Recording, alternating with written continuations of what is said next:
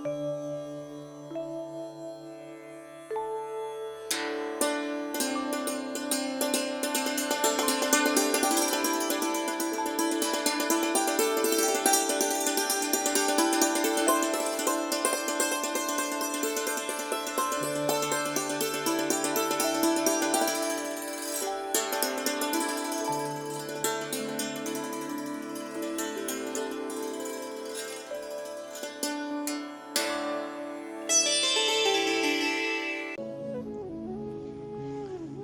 Masters, అందరికీ నమస్కారము.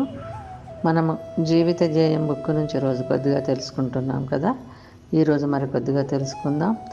ముందుగా బ్రహ్మర్షి పితామహ దంపతులకు నమస్సుమాంజలుడు. ఇంతవరకు మనము జీకే భారవి పత్రిజీతో ఇంటర్వ్యూలో కొన్ని ప్రశ్నలకు సమాధానాలు తెలుసుకున్నాం కదా. ఈరోజు మరి కొన్ని ప్రశ్నలకు సమాధానాలు తెలుసుకుందాం. జేకే అంటే ఇప్పుడు మీకు వ్యాప్తిలోకి తీసుకొచ్చిన ఈ ఆనాపానసతి అనేది పూర్వం మనకి వేదాల్లో కానీ ఉపనిషత్తులో కానీ ఉందా, లేదా మధ్యలో దీనిని ఎవరైనా కనిపెట్టారా?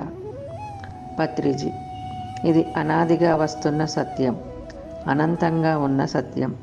ప్రతి ఒక్కరూ ఈ యొక్క ధ్యానం దగ్గరికి రావలసిందే. ఋషులందరూ ద్రష్టలు. ఉదాహరణకు హిందూయిజాన్ని తీసుకుందాం. దానికి మూలకారకులు ఋషులు. ధ్యానం చేసేవాళ్ళు ఋషులయ్యారు. ధ్యానం చేయకుండా ఎవ్వరూ ఋషులు అవ్వరు, పండితులు అవుతారు.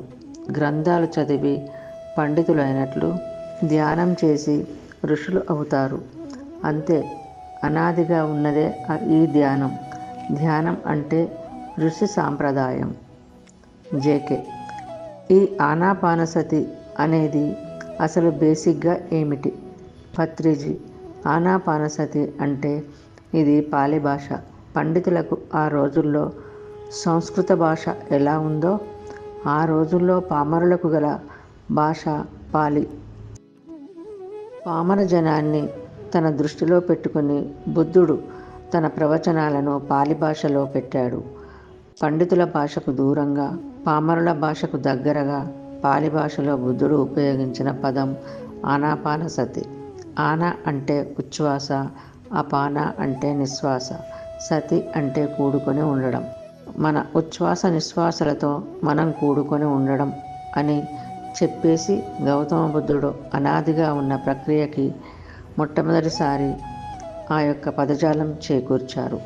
ఇప్పుడు పాలి భాష లేదు కదా, మనకి తెలుగు కదా, దానికి కాస్త సమాంతరమైన పదజాలం శ్వాస మీద ధ్యాస. జేకే: మరి రకరకాలైనటువంటి ధ్యానాలను గురించి వింటున్నాం. పత్రిజీ: రకరకాల ధ్యానాలు ఉంటాయి, ఎప్పుడూ ఉంటాయి. రకరకాలైనటువంటి మనస్తత్వాలు ఉన్నాయా లేవా? జేకే: ఉన్నాయి. పత్రిజీ: కృతయుగంలో ఉన్నాయా లేవా? కలియుగంలో ఉన్నాయా లేవా? ఇండియాలో ఉన్నాయా లేవా? కనుక రకరకాల మనస్తత్వాలు ఉన్నప్పుడు రకరకాల ధ్యాన పద్ధతులు ఎప్పుడూ అన్ని చోట్ల ఉంటాయి. అది సహజం. జేకే: ఇప్పుడు దాంట్లో శాస్త్రీయమైన విధానంగా ఈ బుద్ధుడు చెప్పిన ఆనాపానసతి అన్నది చాలా సింపుల్గా, స్వీట్గా, సులభంగా ఫలితాలిచ్చే విధంగా కనిపిస్తుందేమో. అందుకే ఎక్కువ మంది దీనికి అట్రాక్ట్ అవుతున్నారని నేను భావిస్తున్నాను. నిజంగా అంత శాస్త్రీయమైన దృక్పథం ఉందా దీంట్లో? పత్రిజీ: శాస్త్రీయం అంటే A+B = C+D. ఒకే ఉష్ణోగ్రత పీడనాల దగ్గర అలాగే ఉంటుంది. ఓకే, నువ్వు ఉష్ణోగ్రత మార్చావనుకో, పీడనాన్ని మార్చావనుకో, A+B = D+E. ఇంకొంచెం ఉష్ణోగ్రత మారిస్తే అదే సంయోగం X+Y అని వస్తుంది. ఇవన్నీ శాస్త్రీయమే. మీరొక మంత్రం చెప్పారు.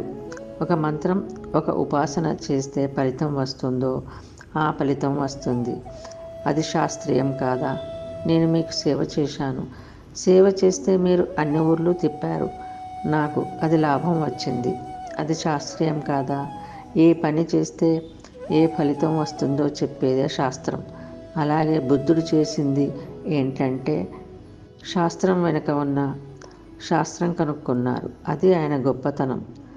కనిపించే శాస్త్రం ఒకటి ఉంటుంది, కనిపించని శాస్త్రం ఒకటి ఉంటుంది. ఈ కనిపించే శాస్త్రం వెనుక ఉన్న కనిపించని శాస్త్రాన్ని ఆయన తన దివ్యచక్షు ద్వారా తెలుసుకున్నారు. ఓకే మాస్టర్స్, ఈరోజు ఇంతటితో ముగించుకుందాం. తిరిగి రేపు మరికొద్దిగా తెలుసుకుందాం. అందరికీ ధన్యవాదాలు. బ్రహ్మర్షి పితామహకు నమస్కారములు. మనమందరము ధ్యానము, స్వాధ్యాయము, సజ్జన సాంగత్యము, శాకాహారము పాటిద్దాం, స్ప్రెడ్ చేద్దాం.